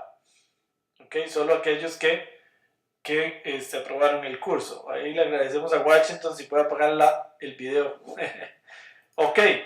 Bueno, aquí están los ejercicios de la tarea. Ahí se los dejo. Ustedes los pueden ir. Ahí son. No lo dejen para última hora. Porque acá ya está un ejemplo de algoritmos de recomendación de Amazon. Todo es usar e instalar, nada más. Son 6, 7 ejercicios, 8 ejercicios los que hay que entregar. Ok, muy bien. Una vez que se ha hecho ese ejercicio, ¿dónde se entrega? ¿Dónde se entrega la tarea? Acá. Vean, acá dice entrega de la tarea número 1. Entonces ustedes le dan clic aquí y les va a aparecer aquí un botón que dice subir el archivo. A mí no me aparece, es más, voy a irme para atrás, perdón, porque yo estoy en rol de profesor, pero voy a cambiar mi rol a estudiante. Yo puedo ponerme como estudiante para ver el aula como ustedes la van a ver. Entonces yo le digo aquí, entrega, vean que acá ustedes solo ven la semana 1. Acá esto no disponible, aquí van apareciendo los materiales semana a semana. Yo estaba viendo todo, pero ustedes no pueden ver todo. Ustedes solo ven la semana 1. Entonces le digo, entrega de tarea. Y acá viene, ven, subir archivos. Y entonces aquí yo puedo subir varios archivos. Aquí nada más de ponerlos aquí. Y se guardan. No guardo nada porque yo no tengo nada. Nada más los puedo arrastrar o puedo subir varios archivos acá. Y entonces eso es todo. Mucho cuidado, porque una vez que lo subieron ya no se pueden arrepentir. ¿Ok? No hay borrado. Solo nosotros podemos borrar. Entonces, tengan mucha seguridad de que cuando suben la tarea ya es la versión que ustedes querían entregar. ¿Ok? Entonces ahí se sube la tarea. Importantísimo. Otra cosa importantísima y vital es lo siguiente, el foro. El foro es lo más utilizado en los cursos de Promidad. Vamos a silenciar ahí que alguien se me está metiendo ruido. Ustedes acá en el foro es el lugar donde pueden preguntar. y William Casasola y yo lo estamos contestando bastante seguido. Ustedes se meten aquí y entonces aquí no hay nada en este momento, entonces ustedes le dicen añadir nuevo tema de discusión, es como un post esto es como un Facebook, más o menos. Entonces yo le pongo aquí duda en la pregunta 1 y ahí lo pongo y aquí pongo la duda, explico qué es el problema que tengo, e incluso puedo subir aquí imágenes y archivos, lo que sea, si yo quiero explicar ahí que el error que me está saliendo, lo que está haciendo, y nosotros le estamos aclarando. Como les decía, el trabajo es completamente colaborativo, en el sentido de que se pueden ayudar entre ustedes. Ustedes pueden contestarle a un compañero, mire, me parece que lo que estás haciendo mal es esto y esto y esto. Claro, siempre sin dar la respuesta completa, pero sí decirle, mira, me parece que vea, tiene una ñ en el camino de la ruta del directorio, su archivo está mal formado, etcétera. Se le puede ayudar aquí, nosotros le vamos a ayudar y eso se vale completamente. Esa es la idea del foro, hacer trabajo colaborativo. Y esto se va haciendo como una especie de Facebook, pero un Facebook positivo. Y por ejemplo acá les voy a mostrar, por ejemplo, foros de otros cursos. Por ejemplo, que predicción de inventarios que se está dando ahora. Si ustedes se meten al foro de la semana 1, esto que se llama el centro de ayuda, ven acá, ahí aparecen preguntas que han hecho muchísimos de los compañeros. Y entonces, si yo me meto aquí, por ejemplo, a este foro que inició Alejandro, nos damos cuenta que ahí yo le contesté, él escribió más, y aquí le contestó otra persona, Carlos, y así sucesivamente.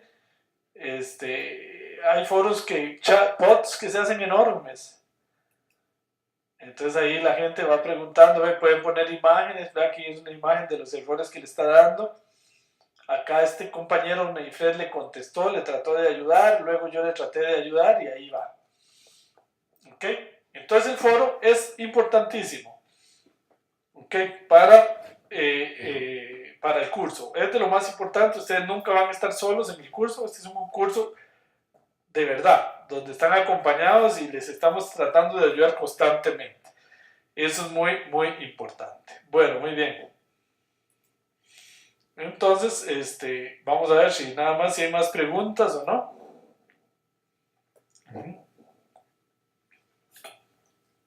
Me dice Fernando, una última pregunta. Yo siempre he intentado guardar scripts en formato UTF-8 para conservar las tildes de la ñ, pero sin embargo cada vez que lo abro pierdo estos caracteres. ¿Existe alguna forma de conservarlos? Sí, es muy fácil. En RStudio, supongo. Si usted los pierde, usted tiene que decirle, ahí está RStudio. Usted le dice File, Reopen with Encoding. Entonces aquí se lo abre en UTF-8 o en el formato que usted quiera.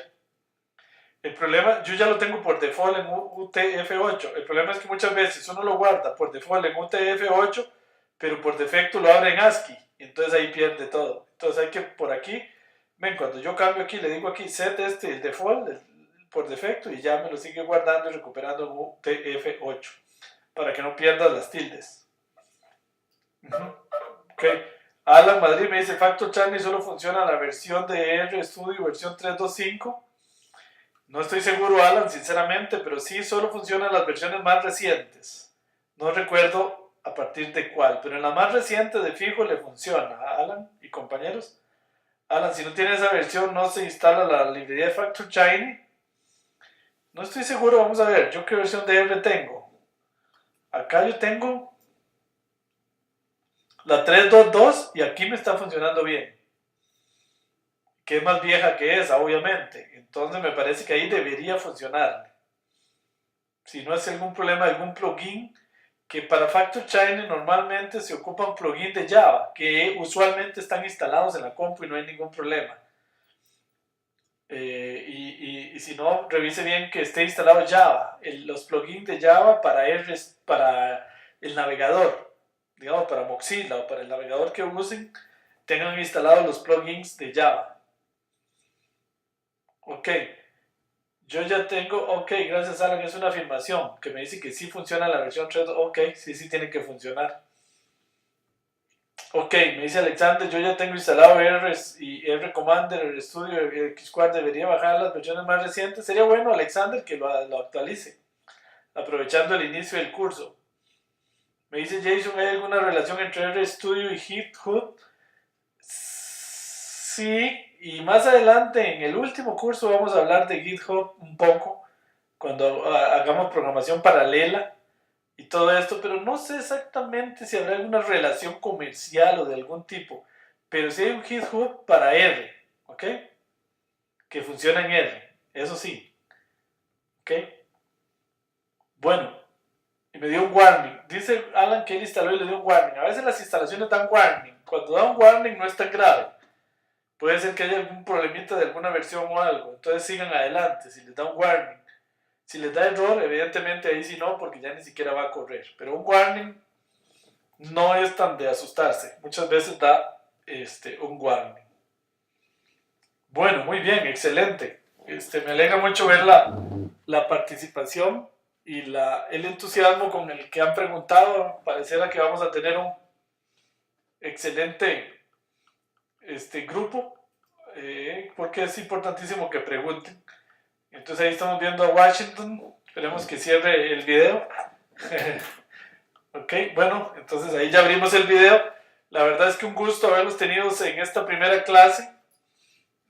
No se asusten, muchas cosas que hemos visto son apenas una introducción, ¿verdad? Poco a poco las vamos a ir entendiendo, madurando y asimilando. Van a ver que la tarea es muy guiada, paso a paso, para que ustedes, lo único que pretendemos en la primera tarea es que configuren el aula virtual y que instalen el software. Básicamente es eso, no hay que hacer nada de análisis todavía ni nada, eso hasta la segunda tarea. Entonces, eso es todo. Lo que pretendemos es que de aquí a la semana que viene tengan instalado todo. Mucho cuidado a aquellos que tienen computadoras de bancos y ese tipo de cosas, porque muchas veces ese tipo de computadoras tienen proxies que no dejan instalar cosas que vienen de internet y empiezan a dar problemas, pero son restricciones de las computadoras de los bancos. Sobre todo en la banca pasa mucho eso, que las restricciones de las computadoras no tienen permisos de administrador y entonces todo falla. Ahí hay dos opciones: pedirle al administrador del trabajo que les habilite esas opciones, que lo instalen ellos, o la otra opción, usar la computadora personal, que generalmente no tiene ese tipo de restricciones. Entonces, bueno, la mayoría de nuestros estudiantes trabajan en Windows. Todo esto que hemos visto funciona muy bien en Windows. Nosotros en general preferimos usar Mac. Sin embargo, todos los cursos que damos nos garantizamos que todo funcione en Windows y lo usamos también en Windows y hacemos los ejemplos en Windows porque sabemos que la mayoría de gente usa Windows. Todo funciona también muy bien en Linux y en Ubuntu también, entonces ahí no hay ningún problema. Entonces, bueno, agradecerle la verdad la atención prestada el día de hoy. Muchas gracias por la participación, por las preguntas. Excelente estuvo la clase, excelente la participación. Y los espero ver pronto en el foro del aula virtual. Por favor, cualquier duda, no duden en subirla ahí y nosotros les estaremos tratando de ayudar. El colega, profesor, asistente en este curso, William Casasola, y mi persona estamos casi constantemente viendo el foro para tratar de ayudarles. Recuerden que la tarea número 1, máximo a las 6 p.m. hora de Costa Rica, del miércoles que viene, el miércoles 8. Queda registrado en nuestro servidor la hora en que lo subieron. No se asusten, esto es un detalle importante. Si a veces, digamos, ustedes lo suben a las 6 en punto y el servidor les pone que lo entregaron a las 7 o a las 8, no se preocupen, porque nuestro servidor tiene la hora de Miami. Nuestros servidores de Promidad del aula virtuales están hosteados en Miami, entonces esa es la hora que pone. Pero nosotros tenemos claro que eso era 6 de Costa Rica. Igual si ustedes están en Colombia, por ejemplo, que creo que son una hora más tarde, entonces es las 7 de la noche en Colombia. En México están igual que aquí casi siempre. En Argentina creo que son 3 horas adelante. Los compañeros que están en España no sé cómo hacen porque para ellos, no sé si hay algún español ahí que nos pueda saludar y decir, porque sí sabemos que en este curso hay 3 por lo menos estudiantes españoles. Para ellos son como las 4 de la mañana. No sé si nos estarán viendo en vivo. Si hay alguno ahí, le agradezco si me pone ahí por el chat o habla, si se anima. Parece que no deben estar durmiendo y después lo ven grabado. Porque sí, para ellos es como las 4 de la mañana. Ok, bueno, muy bien, un gusto tenerlos en Promidad. Y espero que sigan adelante y hagan los 10 cursos y se gradúen dentro de un año como expertos en minería de datos. Muy bien, muy buenas noches y nos vemos de en 8 días. Hasta luego, gracias. Gracias. Muchas gracias, nos vemos.